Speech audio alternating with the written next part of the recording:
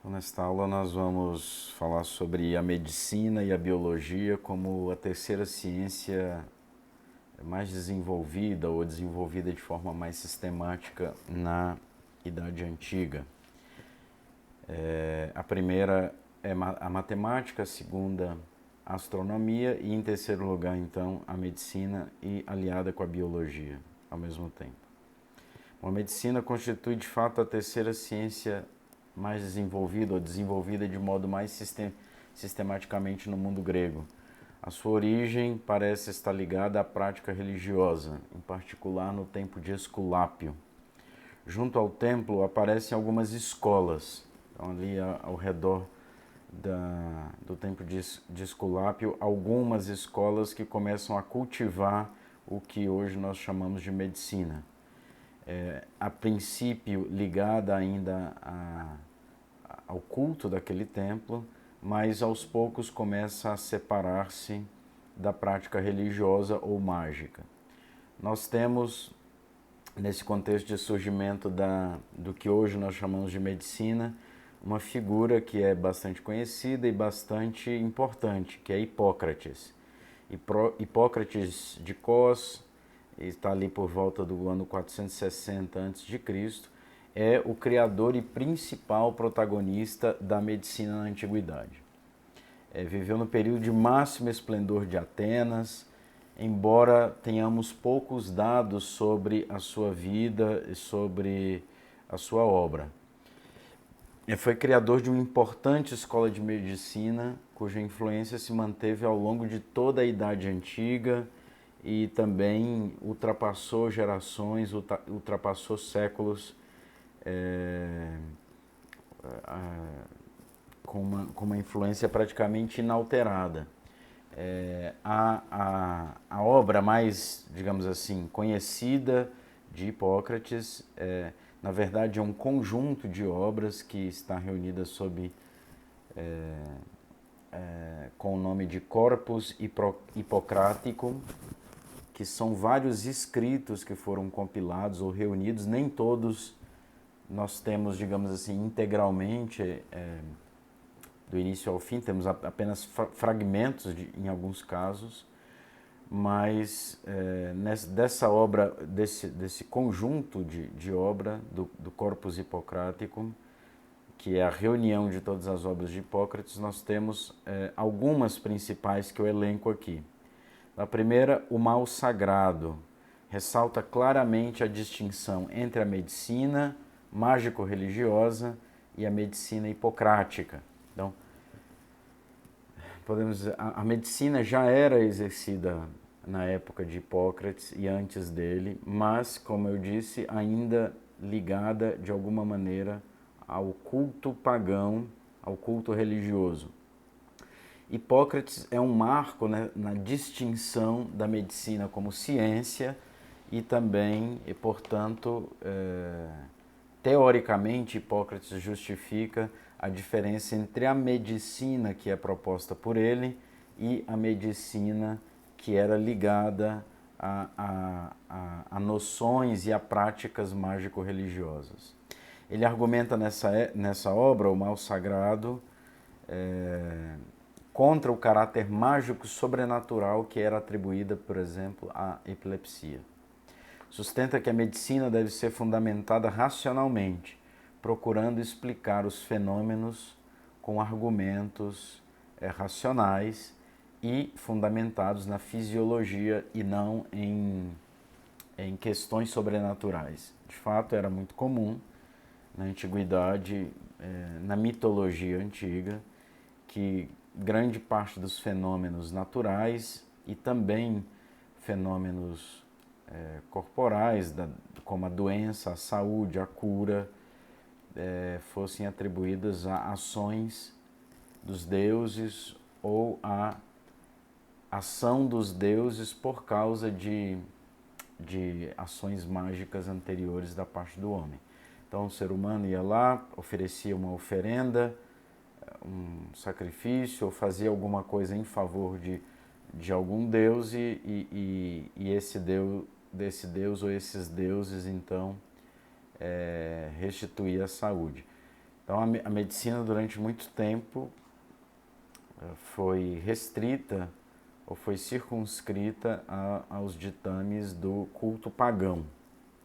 Com Hipócrates, veja bem que Hipócrates não é contrário ao culto pagão, não é um impiedoso, para usar um termo técnico, mas ele quer distinguir dois âmbitos, o âmbito da religião e o âmbito da medicina. Então, um exemplo muito claro é, por exemplo, ele começa a tratar a epilepsia como um problema de saúde com origens fisiológicas e não espirituais. Segunda obra que eu cito aqui é Sobre as Águas, os Ventos e os Lugares. Então, nesta obra, pela primeira vez, considera-se explicitamente a influência do ambiente sobre a doença e a cura, buscando considerar as causas externas que poderiam influenciar na saúde do corpo.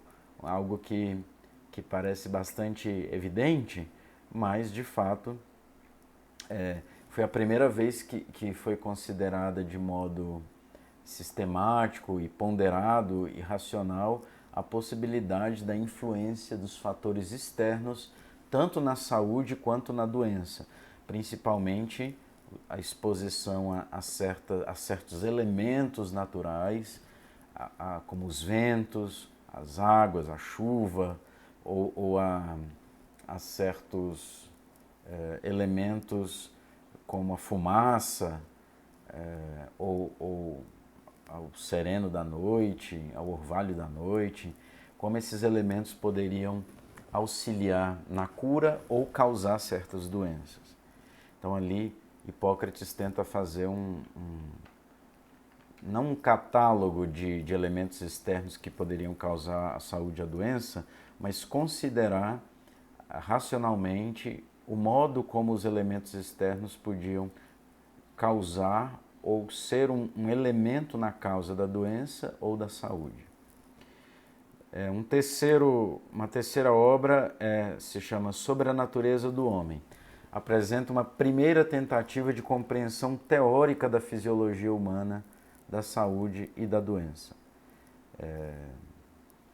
Uma quarta obra é O Juramento. É talvez a obra mais conhecida atualmente também.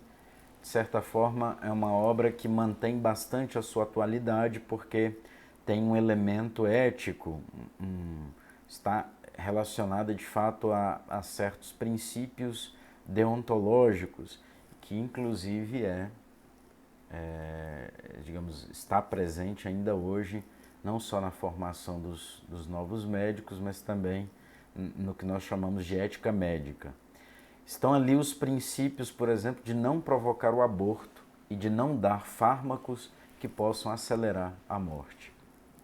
Então, uma obra que tem bastante atualidade, sobretudo porque traz esses princípios deontológicos ou da ética médica. Bom, a teoria médica elaborada por Hipócrates depende da cosmologia de seu tempo. Isso é uma coisa que nós devemos levar em conta para evitar certos revisionismos históricos sem sentido, porque cada autor que escreve, que faz a sua reflexão sobre qualquer tema, é óbvio que está limitado, influenciado, circunscrito aos avanços e ao conhecimento do mundo, das coisas e de si mesmo, da sua própria época. Nós não podemos, é uma ingenuidade querer analisar digamos assim, os atos, as atitudes de certas pessoas do passado com a visão que nós temos hoje, porque, em tese, até São Tomás diz isso, né, que nós somos devedores dos escritores do passado, entre outras coisas, porque eles fizeram um percurso de conhecimento que nós recebemos já como herança. Nós não temos que fazer o mesmo percurso filosófico racional que os autores do passado fizeram antes de nós, e justamente nós, em tese, estamos em certa vantagem em relação a eles, em tese, né? Se nós conhecemos aquilo que eles disseram e fizeram. Mas, então, isso aqui como, digamos assim, nota de rodapé, é óbvio que Hipócrates tem como pressuposto a cosmologia do seu tempo. Nesse contexto, ele procura explicar racionalmente, dentro da cosmologia do seu tempo, a saúde e a doença.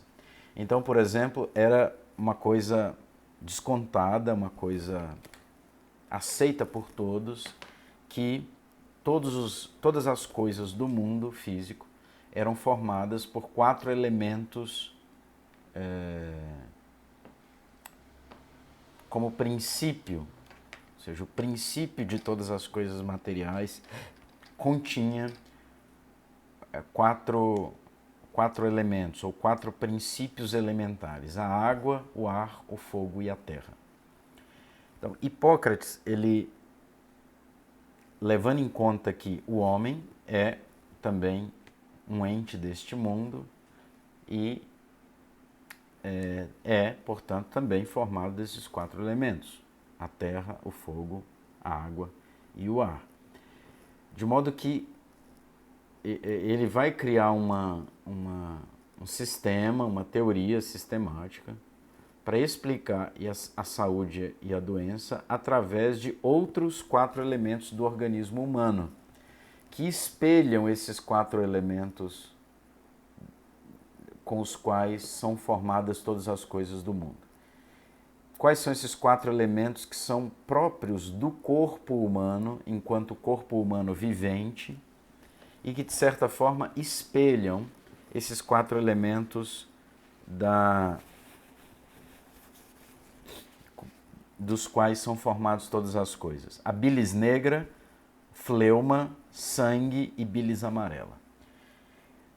Esses 4 humores, como eram chamados, correspondem aos 4 elementos, com as 4 estações do ano, com os 4 principais temperamentos do homem: melancólico, fleumático, sanguíneo e colérico. Então, digamos assim, não tem aí propriamente nenhuma simbologia com o número 4, mas isso era um pensamento tanto da antiguidade quanto da Idade Média, que existia certa relação entre o mundo dos astros, o mundo terrestre e o mundo humano, no caso o corpo humano. O corpo humano, aos poucos, começa a ser visto como um microcosmos, que reflete, em alguma maneira, o cosmos, a Terra. E a Terra, por sua vez, reflete também o mundo dos astros. Portanto, nada mais natural do que, se o mundo, todas as coisas materiais são formadas por 4 elementos que são entendidos como os princípios de todas as coisas, quer dizer, a combinação desses elementos dava origem a todas as coisas. Por isso eles são tidos como princípios, no sentido que estão na origem, na composição. Enfim, as coisas sólidas têm mais terra, as coisas quentes têm mais fogo, as coisas mais úmidas têm mais água e assim por diante. Então a composição, assim, quando você vai fazer, né, uma receita, você coloca mais alguma coisa, o resultado da receita pode ser, sei lá, um bolo mais consistente ou menos consistente, etc. Então, a combinação desses elementos dava origem aos vários tipos de ente, desde o ponto de vista físico-material. Ora, no homem, a combinação desses 4 elementos que eu citei aqui, a bilis negra, fleuma, sangue e bilis amarela, vai dar origem à saúde, ao corpo humano tal como ele é, equilibrado. E um desequilíbrio nesses elementos vai dar origem à doença. Portanto, Hipócrates apresenta a saúde como a condição de um equilíbrio harmônico entre os 4 humores no corpo humano. O estado de doença, ao contrário, dá-se por esse desequilíbrio. Para Hipócrates, o organismo tende naturalmente para o equilíbrio e procura recuperar a saúde. Então, se acontece algum desequilíbrio, o organismo naturalmente, ele por si só, por um movimento imanente, podemos dizer assim, ele procura restabelecer esse equilíbrio e, portanto, restabelecer a saúde. Agora, qual é a função então do médico? Se o organismo por si só tende a recuperar a saúde. A função fundamental do médico é a observação dos sintomas e o favorecimento, ajudando o organismo a recuperar a harmonia dos componentes por meio da subministração de fármacos e o uso de outros recursos terapêuticos. Então, o médico não cura, para Hipócrates, o médico auxilia o organismo a realizar a cura. E como é que o médico, então, auxilia o organismo? Subministrando fármacos ou outros recursos terapêuticos para que o organismo possa fazer o seu percurso. Então, o médico, nós poderíamos dizer assim, é um auxílio, é um auxiliador do organismo para que ele possa recuperar a sua saúde. Então, por exemplo, uma pessoa sofre com falta de ingestão de líquido, então o que o médico vai fazer? Vai administrar ali água, vai umidificar a pele com panos molhados sobre o corpo e recomendar a ingestão de líquido para que o organismo por si só possa recuperar a saúde. Assim, o médico da época de Hipócrates, da escola de Hipócrates, agiria ou age, mas movido por essa convicção de que é o organismo quem realiza a cura, de que o médico apenas auxilia. Depois temos pouco a pouco também a descoberta de certas propriedades de ervas, de plantas, que sempre dentro dessa perspectiva, não é a erva, o fármaco, né, em geral, ou seja, substância, um certo preparo, uma poção, um chá de alguma coisa, não é o elemento que cura, mas o elemento é um auxílio para que o organismo cure. Tá? Então, o médico também tem essa função. Portanto, nós podemos falar que a função fundamental do médico é observar, como eu disse, os sintomas no estudo clínico do paciente, identificar qual é o desequilíbrio, qual é a doença. Identificando a doença, ele identifica também, Hipócrates começa a fazer isso, uma espécie de gênese da doença, ou seja, o que causa aquela doença, sempre dentro da consideração dos 4 humores como, digamos assim, os 4 elementos do corpo humano e a doença como um desequilíbrio dentro desses 4 humores.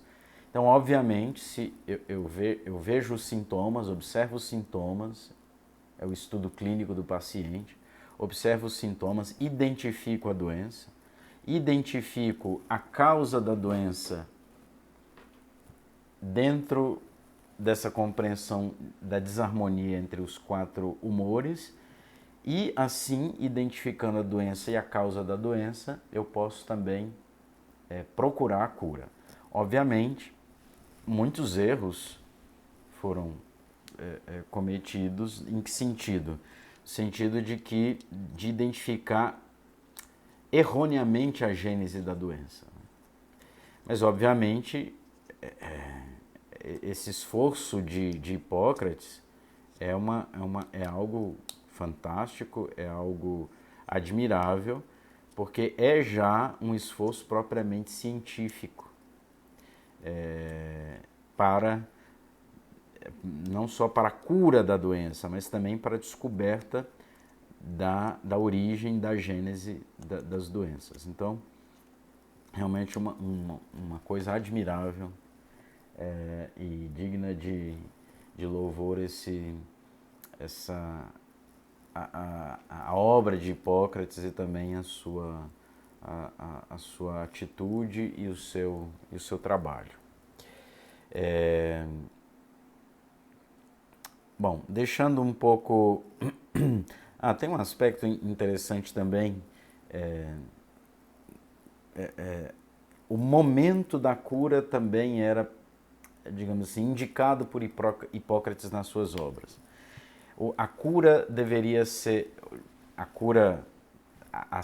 administração de fármacos ou de terapias devia ser feita não a qualquer momento, mas no momento que Hipócrates chamava de a crise, que era o médico observava atentamente o processo da doença e intervia no momento adequado, no momento em que a doença chega ao momento de crise. Esse momento, digamos assim, poderíamos traduzir, é o combate decisivo do organismo tentando voltar ao equilíbrio originário da saúde e a doença causada pelo desequilíbrio ou o próprio desequilíbrio em si.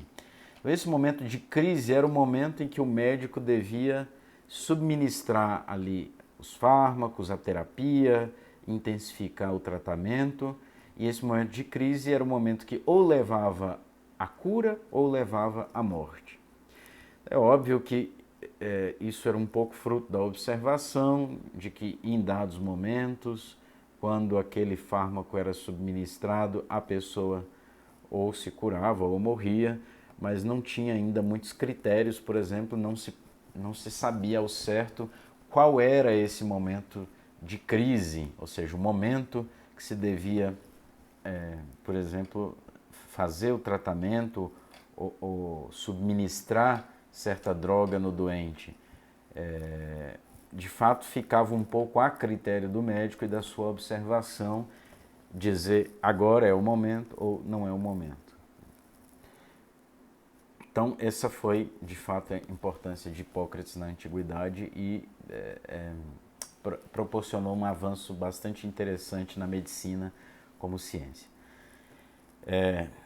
A biologia aristotélica. Bom, em Aristóteles nós não temos propriamente uma ciência médica, mas nós temos aspectos bastante interessantes do que hoje nós chamamos de biologia. De fato, Aristóteles não faz um estudo da medicina desde o ponto de vista prático. Porém, o estudo da vida ocupa um lugar bastante importante na sua obra, seja do ponto de vista teórico, seja do ponto de vista experimental. Aristóteles esteve uma parte importante da sua vida na Ásia Menor. Lá, ele se dedicou à observação e ao estudo de animais e plantas. São fruto de seu trabalho e do seu interesse, de observação, numerosas obras que Aristóteles escreveu que constituíram a base da biologia, do que hoje nós chamamos de biologia ou da biologia moderna. Então, isso é interessante, porque, de fato, se conhece de Aristóteles mais a física, a metafísica, a ética, a política, mas Aristóteles também escreveu interessantes obras do que hoje nós chamamos de astronomia e também do que hoje a biologia moderna. E o que é interessante que isso revela também um pouco da metodologia aristotélica, que é diferente da metodologia platônica. Aristóteles é um observador, é um metafísico, é um físico, é um astrônomo, mas poderíamos dizer, aplicar a ele esse título de biólogo com muito mais justiça do que alguns que levam esse título hoje em dia, porque ele fez verdadeiramente um trabalho de biólogo. Não só isso, mas ele foi o precursor da biologia moderna. Então, todo biólogo, me parece que, por justiça, devia conhecer, ler, conhecer essas obras de Aristóteles. As obras mais importantes de Aristóteles a esse respeito são conhecidas por nós pelo nome latino, e pelo nome latino eu cito aqui, cito algumas, 3 sobretudo. A primeira é Historia Animalium, são 10 livros. E o que eu estava dizendo, fruto da metodologia, para não esquecer, fruto da metodologia de Aristóteles, é um metafísico profundo, é um físico, é um astrônomo, é o que nós chamamos hoje de biólogo, mas dentro da metodologia, inclusive da metafísica de Aristóteles, o conhecimento sempre começa com o conhecimento das coisas naturais, materiais, das coisas materiais, que são as coisas que estão mais ao nosso alcance, que são mais fáceis de serem conhecidas, as coisas materiais. De forma que, para chegar a se fazer metafísica, Aristóteles fez antes física, fez antes biologia, num percurso do intelecto que vai das coisas mais materiais, das coisas mais próximas a nós, até aquelas coisas mais distantes, mais difíceis de serem conhecidas, porque são mais profundas, são mais verdadeiras em si mesmas e por isso exige um percurso prévio, um conhecimento prévio. E Aristóteles é, antes de mais nada, em relação às coisas naturais, um observador. Então ele é, poderíamos dizer, desde o ponto de vista moderno, um verdadeiro cientista. Aristóteles faz pesquisa de campo, observa, faz catalogação de plantas, de animais, como nós vamos ver aqui um pouco na descrição desses livros que eu citei. Então Aristóteles é cientista no sentido mais profundo da palavra, né? É cientista porque se interessa pelas coisas, por aquilo que as coisas são. É um observador, é um catalogador, é alguém que procura sistematizar o conhecimento da natureza e, ao mesmo tempo, ele não fica só nas coisas materiais, nas coisas naturais, nas coisas do mundo, mas ele vai adiante com o seu percurso intelectual, racional, buscando conhecer com mais profundidade todas as coisas, com mais profundidade as coisas em si, até chegar, por exemplo, aos princípios e às causas do ente enquanto ente, que é a metafísica propriamente dita. Então, ou seja, qual é a origem do tudo, de onde veio o mundo, quais são os princípios de todas as coisas, de todo ente, não só do ente material, mas também do ente puramente espiritual. Então, antes de fazer metafísicas, Aristóteles faz um caminho muito interessante que começa com os seres materiais e ele estuda desde o ponto de vista material, natural, estes seres para depois fazer um estudo da metafísica. Então Aristóteles, poderíamos dizer, é cientista no sentido mais próprio do termo, porque ele agiu como cientista. Obviamente que não é cientista no sentido restrito que se usa o termo hoje, né? Porque praticamente a ciência, esse termo ciência, é usada hoje como sinônimo de ciência experimental. Ciência experimental. Ou seja, aquilo que pode ser experimentado, repetido, em geral, segundo a experiência empírica. Então a gente fala de ciências e pensa logo em laboratório, etc. Mas, se nós pensarmos, por exemplo, que a matemática é uma ciência, e não é absolutamente uma ciência empírica, uma ciência abstrata, uma ciência teórica. Então, hoje nós temos uma certa confusão na aplicação do termo ciência, como se ciência fosse somente a ciência empírica, aquela ciência que é demonstrável empiricamente, enquanto Aristóteles e a própria noção clássica de ciência considera como científico aquilo que é racionalmente demonstrável. Ou seja, se eu posso demonstrar uma coisa de modo racional, obviamente de modo sistemático, não pode ser uma coisa aleatória, casual, isso é ciência, isso é conhecimento científico.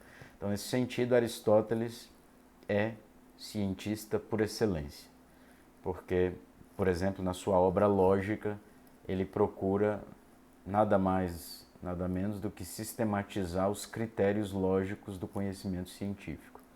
Ou seja, ele procura estabelecer os critérios para um conhecimento científico. De qualquer forma, Aristóteles também foi um autor que se interessou pela vida animal, pela vida biológica. Então, nós podemos chamar isso aqui de biologia aristotélica, como nós chamamos. Então, nesse primeiro livro, Historia Animalium, que é um conjunto de 10 livros, é a primeira obra biológica de Aristóteles e, portanto, a base das suas obras posteriores, dos seus estudos sucessivos. Ele fez um paciente trabalho de observação e comparação dos animais e conseguiu classificar esses animais, inclusive o homem, segundo critérios morfológicos, segundo características morfológicas. Então veja bem, nós temos aqui nessa obra Historia Animalium a primeira catalogação conhecida dos animais, de todos os animais conhecidos. Essa era a intenção de Aristóteles, né? Não deixar nenhum animal de fora, mas nós temos na Historia Animalium, a catalogação de todas as espécies animais classificadas segundo critérios morfológicos, ou seja, segundo o formato, as características morfológicas dos animais. Então Aristóteles começou a catalogar e classificar conjuntos de animais de características fundamentais semelhantes, desde que essas características se repetissem em todos os membros da espécie. Então, por exemplo, lá para a classificação dos felinos, não se levava em conta a cor, porque a cor é um elemento variável, mas se levava em conta certas características, o formato das patas, da cauda, do focinho. Então veja que trabalho sensacional, que trabalho fantástico que Aristóteles fez nesse Historia Animalium. Temos assim, portanto, o primeiro tratado de taxonomia animal, que modernamente essa taxonomia animal é a classificação atual dos animais em reino, filo, classe, ordem, família, gênero e espécie. Essa é a classificação moderna, mas essa classificação moderna é devedora dessa primeira classificação de Aristóteles, feita por Aristóteles na Historia Animalium. Por outro lado, nós também temos o primeiro estudo de anatomia animal, porque não é que Aristóteles só observou externamente os animais no seu habitat natural, mas Aristóteles fez dissecações e estudos de anatomia. Então, havia também, por exemplo, como critério os órgãos internos na classificação dos animais. Então, nós temos ao mesmo tempo estudo de taxonomia animal e também estudo de anatomia animal. Realmente estudos proeminentes e que a biologia atual é devedora de Aristóteles, certamente. Depois, isso ele faz nos 4 primeiros livros da Historia Animalium. Depois, nos livros sucessivos, estuda as funções animais, a reprodução, a nutrição, os seus comportamentos, hábitos. Vejam bem, trata-se do primeiro tratado de fisiologia animal, bastante completo. Então, Aristóteles trata não apenas de uma classificação geral dos animais, segundo aspectos e critérios morfológicos, trata também da anatomia animal, faz um estudo aprofundado da anatomia animal, mas também dos métodos reprodutivos, do modo como os animais se reproduzem, dos hábitos, dos comportamentos, da nutrição. Então, por que é que alguns animais só comem vegetais, outros são carnívoros? Então, Aristóteles observa esses hábitos e identifica, por exemplo, quais são os hábitos alimentares das espécies. Um trabalho realmente impressionante. Uma outra obra se chama De Partibus Animalium, sobre as partes dos animais. São 4 livros nos quais Aristóteles se aprofunda no estudo da fisiologia animal.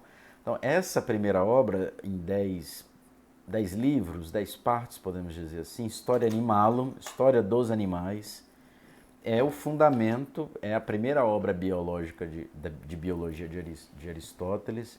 Então é uma obra, obviamente, na qual ele vai fundamentar outras obras, as obras sucessivas. Então, nessa De Partibus Animalium, em 4 livros, Aristóteles se aprofunda no estudo da fisiologia animal, que já tinha sido iniciada na obra anterior. Nessa obra, ele procura as causas dos processos vitais. Ou seja, que os animais são viventes é bastante evidente. Mas Aristóteles procura identificar, aprender, conhecer os mecanismos do corpo animal que sustentam a vida. Então, a importância dos órgãos, do sangue, de outros elementos que compõem o corpo animal. Apresenta Aristóteles uma teoria biológica fundamentada no princípio do equilíbrio entre os componentes e as qualidades, sobretudo nas ações dessas qualidades, em particular o calor, que dá origem a diversos processos fisiológicos. Então eu tenho lá o corpo animal, que é formado pelos seus elementos, e a interação desses elementos com as qualidades, o calor, o frio, o amargo,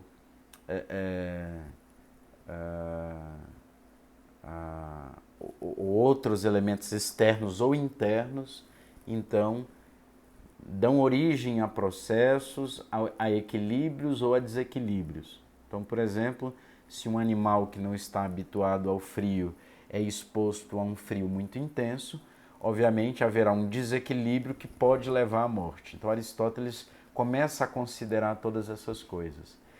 Ele também começa a considerar por que certos animais são mais aptos, por exemplo, para o frio ou para o calor do que outros. Ou seja, quais as propriedades que alguns animais possuem, por exemplo, para resistir a altas temperaturas ou a baixas temperaturas. Então, por exemplo, tem animais que vivem no deserto e tem animais que vivem no gelo. Quais as propriedades desses animais que vivem no gelo, que permitem que ele viva no gelo de forma não danosa para o seu próprio organismo, para a sua vida? Então, Aristóteles começa a questionar sobre essas coisas e a tentar encontrar esses elementos no corpo animal que permite essa interação equilibrada entre a vida ou a vida do corpo, o corpo vivente e o ambiente externo. O terceiro e último livro, obra, é De Generatione Animalum, sobre a geração dos animais. Estuda mais detalhadamente o fenômeno da reprodução, que já tinha sido descrito na Historia Animalium. Inclui também concepções de embriologia e a herança de característica, uma espécie de pré-genética. Então veja bem, Aristóteles já faz aqui as suas teorias acerca da concepção, da geração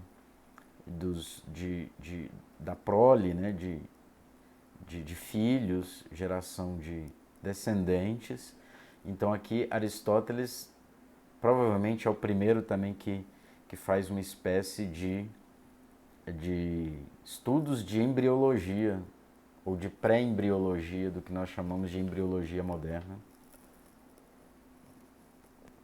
Ao mesmo tempo, ele começa a verificar que certas características são passadas de geração em geração.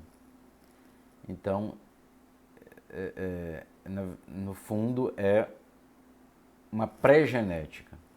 Aristóteles ainda não sabe o que é a genética, obviamente, mas ele já percebe que certas características são passadas de pai para filho.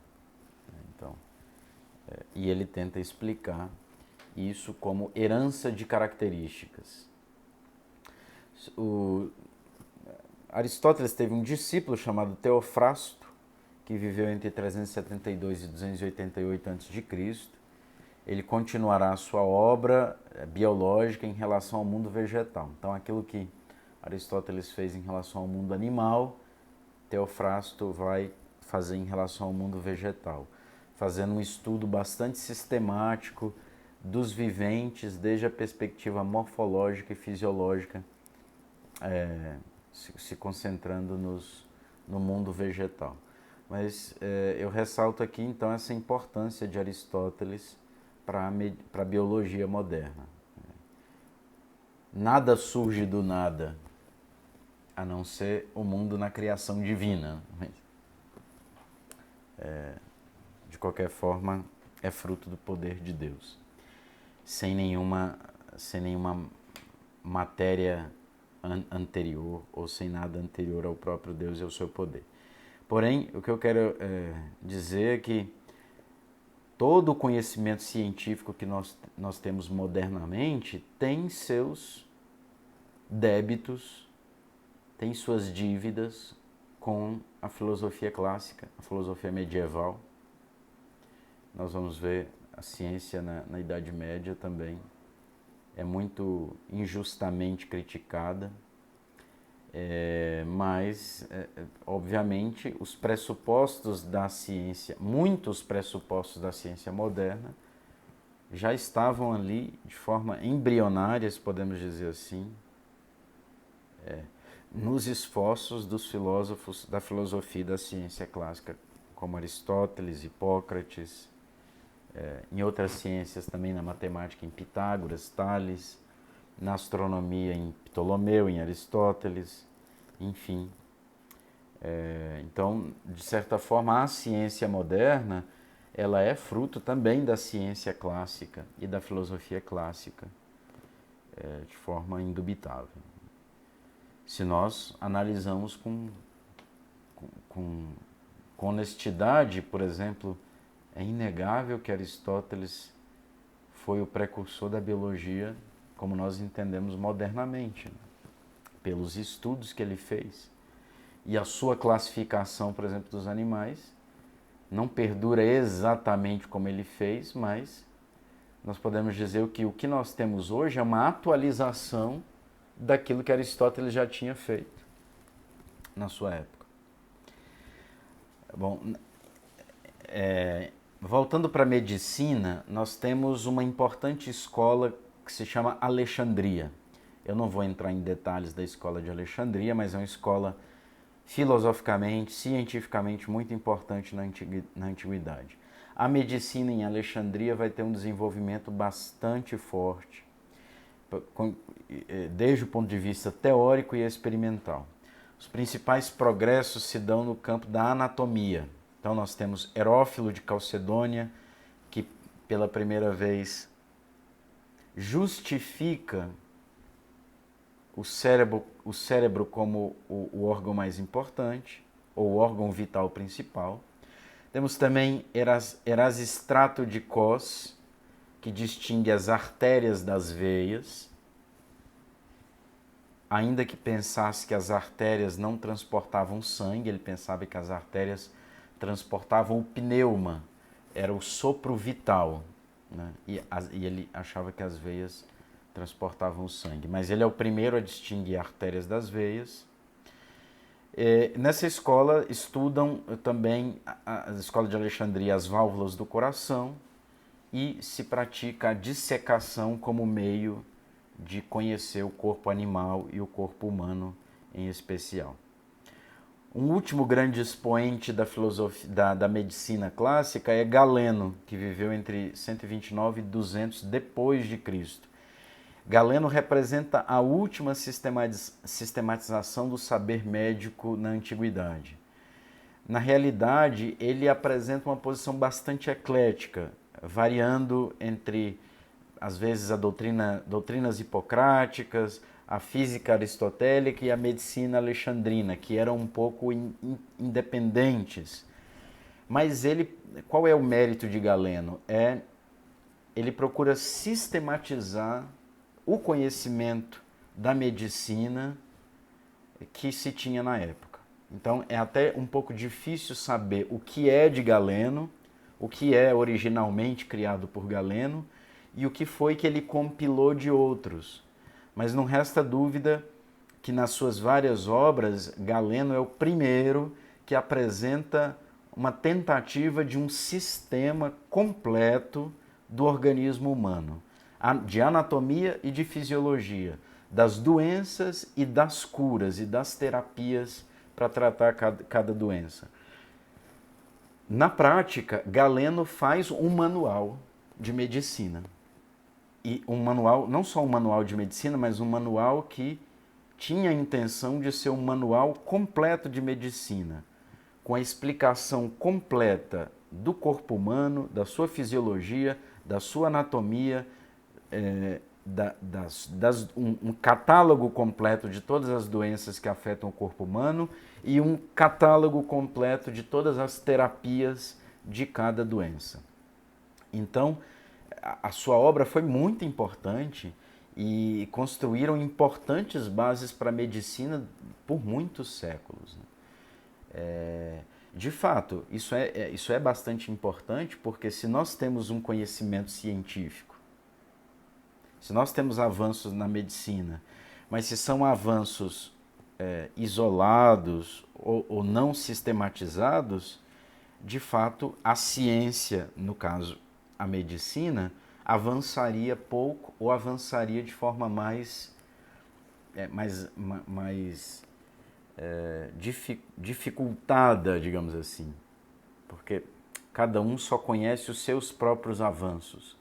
O que Galeno faz? Compila tudo, obviamente analisando de forma criteriosa se determinada obra é boa, se determinada obra está de acordo. Por isso que ele pega elementos da escola de Hipócrates, pega elementos da física aristotélica e da biologia aristotélica e pega elementos também das escolas de Alexandria de medicina e coloca também elementos do seu próprio percurso racional científico e aí surge de fato Galeno é um marco, surge a obra de Galeno, é um marco na sistematização da medicina. Podemos dizer que Galeno escreveu o primeiro manual completo de medicina da sua época, então tem uma grande importância. Então esse é um dos aspectos da ciência da antiguidade. Então nós vemos aqui, é óbvio que tinha ciência na antiguidade, se nós consideramos a ciência não apenas como a ciência empírica, como muitas vezes é considerada hoje em dia, mas a ciência como um conhecimento demonstrável de uma realidade natural. Conhecimento demonstrável, conhecimento racional e um conhecimento que eu posso demonstrar que ele é verdadeiro.